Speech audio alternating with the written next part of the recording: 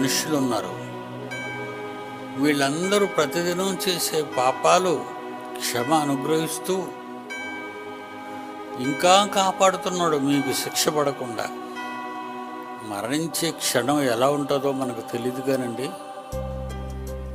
కనురెప్పపాటులో మరణం అనేది మనల్ని ఆవేశిస్తుంది.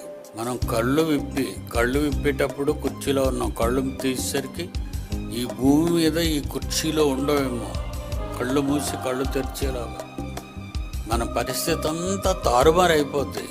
ఎక్కడికి వెళ్తున్నాను ఇప్పుడు నేను అనుకుంటావు. నరకానికి పోతే నీకు కూడా సమాధానం చెప్పడానికి కూడా ఎవరు ఉండరు. నరకానికి పోయినప్పుడు మీతో ఏవైనా చెప్పడానికి ఎవ్వరూ ఉండరు. మరి ఎప్పుడు ఉంటారు? స్వర్గానికి పరదేశకు వెళ్ళేటప్పుడు దేవదూతలు ఉంటాయి, నీతో అన్నీ చెప్తాయి.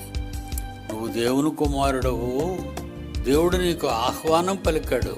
యేసుక్రీస్తు వచ్చినంత వరకు మీరు టెంపరీలీ తాత్కాలికంగా పరదేశంలో విశ్రాంతి తీసుకోండి. అక్కడ ఆదాము మొదలుకొని ఉన్నారు అందరూ.